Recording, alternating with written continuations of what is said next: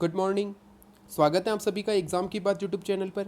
आज है 20 अगस्त 2020 और आज मैं आपके लिए लेकर आया हूँ 20 अगस्त 2020 से जुड़े करंट अफेयर के महत्वपूर्ण प्रश्न, साथ ही 20 अगस्त से जुड़े ऐतिहासिक महत्वपूर्ण तथ्य। तो चलिए शुरू करते हैं। सबसे पहले कल के वीडियो का सवाल। कल के वीडियो के अंत में आपसे एक सवाल पूछा गया था कि हाल ही में आंगनबाड़ी के लिए सखी ऐप किनके द्वारा लॉन्च किया गया है। तो हाल ही में स्मृति ईरानी ने आंगनबाड़ी के लिए सखी ऐप लॉन्च किया है। तो आपको याद रखना है, आंगनबाड़ी के लिए सखी ऐप लॉन्च किया है स्मृति ईरानी ने। वही अगर बात करें 20 अगस्त से जुड़े महत्वपूर्ण तथ्य की, तो 20 अगस्त से जुड़ा एकमात्र महत्वपूर्ण तथ्य है कि 20 अगस्त 1828 को राजा राम मोहन राय के ब्रह्म समाज के पहले सत्र का आयोजन कलकत्ता यानी कि कोलकाता में संपन्न हुआ था। जैसा कि आप जानते हैं कि राजा राम मोहन राय ब्रह्म समाज के संस्थापक थे, यानी कि ब्रह्म समाज की स्थापना की थी राजा राम मोहन राय ने 1828 में। अगर हम बात करें राजा राम मोहन राय जी की, तो राजा राम मोहन राय का जन्म हुआ था 22 मई 1772 में। इनकी मृत्यु हुई थी 27 सितंबर 1833 को इंग्लैंड में हुई थी। ठीक है दोस्तों, तो आपको याद रखना है। अगर क्वेश्चन आ जाए राजा राम मोहन राय जी की मृत्यु कहाँ पर हुई थी, इंग्लैंड में, क्योंकि इससे जुड़ा एक इंपॉर्टेंट फैक्ट है जो मैं अभी आपको बताऊंगा। अगर बात करें तो ब्रह्म समाज की स्थापना, जैसा कि मैंने आपको बताया 1828 में हुई थी। आपको याद रखना है, इस पर बहुत ज़्यादा क्वेश्चन आए हुए हैं कि ब्रह्म समाज की स्थापना कब हुई थी, तो 1828 में। साथ ही आपको याद रखना है कि ब्रह्म समाज की स्थापना में राजा राम मोहन राय जी का सहयोग किया था द्वारकानाथ टैगोर जी ने, यानी कि ब्रह्म समाज की स्थापना राजा राम मोहन राय और द्वारकानाथ टैगोर जी ने मिलकर 1828 में की थी। अगर बात करें तो सन 1815 में राजा राम मोहन राय ने आत्मीय सभा की स्थापना की थी, जिसे बाद में ब्रह्म समाज के नाम से जाना गया। यानी कि 1815 में राजा राम मोहन राय ने आत्मीय सभा की स्थापना की थी, जिसे बाद में 1828 में इसका नाम बदलकर ब्रह्म समाज रखा गया था। ठीक है दोस्तों, साथ ही आपको याद रखना है कि ब्रह्म समाज की स्थापना 1828 में द्वारकानाथ टैगोर जी ने राजा राम मोहन राय के साथ मिलकर की थी। अब बात करें राजा राम मोहन राय जी के मृत्यु से जुड़े एक इंपॉर्टेंट फैक्ट की, तो जैसा कि आप जानते हैं कि राजा राम मोहन राय मुगल वंश के 14वें शासक अकबर द्वितीय के दरबारी थे। ठीक है दोस्तों, अगर क्वेश्चन आ जाए कि राजा राम मोहन राय किस मुगल शासक के दरबारी थे, तो वे अकबर द्वितीय के दरबारी थे, जो कि मुगल वंश का 14वां शासक था।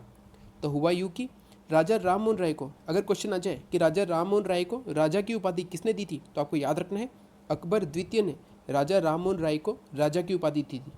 ये बहुत ही ज़्यादा इंपॉर्टेंट क्वेश्चन है जो आने वाले एग्जाम में आ सकता है कि राजा राम मोहन राय को राजा की उपाधि किसने दी थी, तो अकबर द्वितीय ने। तो जैसे कि आप जानते हैं कि राजा राम मोहन राय अकबर द्वितीय का दरबारी था, तो अकबर द्वितीय ने अपनी पेंशन बढ़वाने के लिए राजा राम मोहन राय को इंग्लैंड भेजा था 1833 में, जहाँ पर इनकी मृत्यु हो गई थी। ठीक है दोस्तों, तो आपको एक और इम्पोर्टेंट फैक्ट याद रखना है कि अकबर द्वितीय ने अपनी पेंशन बढ़वाने के लिए किन्हें इंग्लैंड भेजा था, तो राजा राम मोहन राय को, जहाँ पर इनकी मृत्यु हुई थी।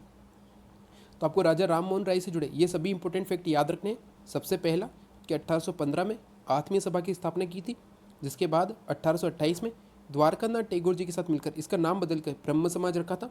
तीसरा, राजा राम मोहन राय जी को राजा की उपाधि दी थी अकबर द्वितीय ने। और चौथा, अकबर द्वितीय ने पेंशन बढ़ाने के लिए राजा राम मोहन राय को इंग्लैंड भेजा था।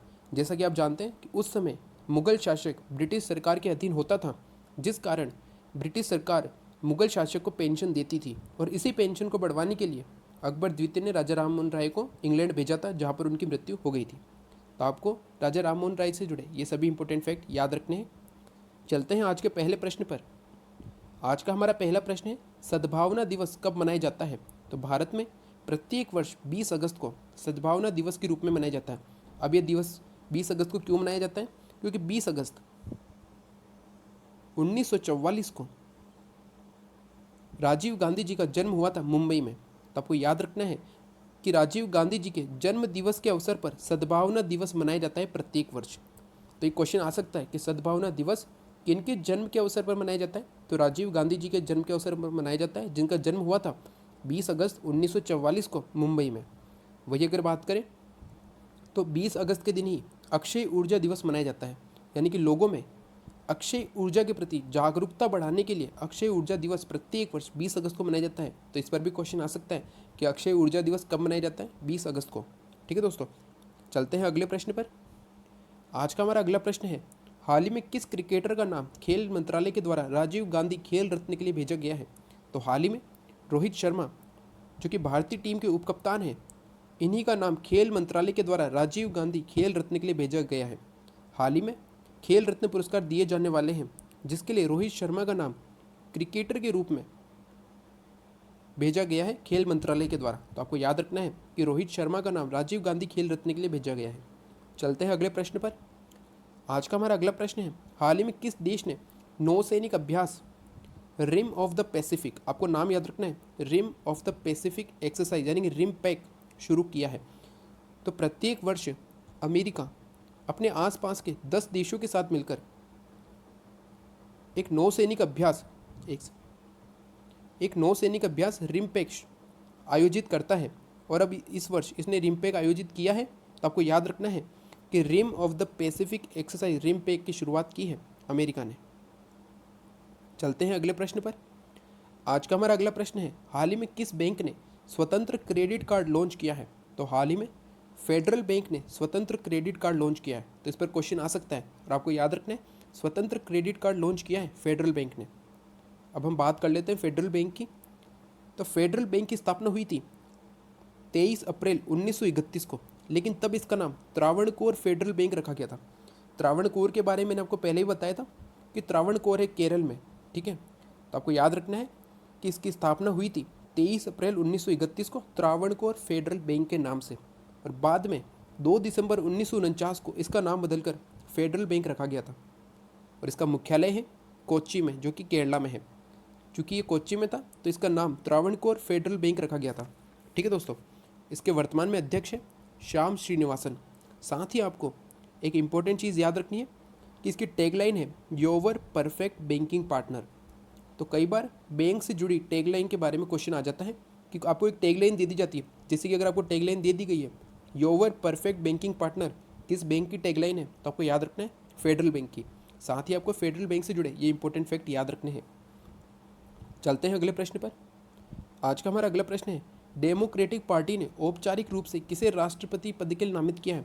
तो जैसा कि आप जानते हैं कि अमेरिका में राष्ट्रपति पद के लिए चुनाव होने वाले हैं, और हाल ही में अमेरिका की डेमोक्रेटिक पार्टी ने जो बिडेन को अपना राष्ट्रपति पद के लिए उम्मीदवार घोषित किया है। यह है जॉन बिडेन, जिन्हें डेमोक्रेटिक पार्टी ने औपचारिक रूप से राष्ट्रपति पद के लिए नामित किया है। तो आपको याद रखना है कि राष्ट्रपति पद के लिए डेमोक्रेटिक पार्टी की ओर से नामित हुए हैं जो बिडेन। चलते हैं अगले प्रश्न पर। आज का हमारा अगला प्रश्न है, IPL 2020 टाइटल स्पॉन्सरशिप के लिए किस कंपनी ने दिसंबर तक 222 करोड़ रुपए में राइट्स खरीदे हैं? तो हाल ही में ड्रीम 11 कंपनी ने IPL 2020 टाइटल स्पॉन्सरशिप के लिए दिसंबर तक 222 करोड़ रुपए के राइट्स खरीदे हैं। यानी कि दिसंबर तक IPL का टाइटल स्पॉन्सरशिप करेगी ड्रीम 11 कंपनी। और इससे जुड़ा मैंने आपको एक इंपॉर्टेंट क्वेश्चन पहले ही बताया था कि हाल ही में IPL ने यानी कि BCCI ने किस कंपनी के साथ अपने सारे जो समझौते थे उन्हें ख़त्म किया था। तो जैसे कि आप जानते हैं कि इससे पहले स्पॉन्सरशिप कंपनी थी वीवो, जिसके तहत BCCI ने अपने सभी समझौते खत्म कर दिए थे, और अब हाल ही में ड्रीम 11 को अपना स्पॉन्सर बनाया है BCCI ने, ठीक है दोस्तों। तो आपको याद रखना है IPL 2020 के टाइटल स्पॉन्सरशिप के लिए ड्रीम 11 कंपनी को चुना गया है। साथ ही इस वर्ष के IPL संयुक्त अरब अमीरात में होंगे, ठीक है दोस्तों। तो आपको याद रखना है, इससे पहले एक क्वेश्चन आया था जिसमें मैंने आपको बताया था कि BCCI ने IPL कराने के लिए किसे मंजूरी दी है। तो उस समय आंसर था एमिरेट्स क्रिकेट बोर्ड को, जो कि संयुक्त अरब अमीरात की क्रिकेट बोर्ड है। तो आपको इस क्वेश्चन से ये सभी इंपॉर्टेंट फैक्ट याद रखने हैं। चलते हैं अगले प्रश्न पर।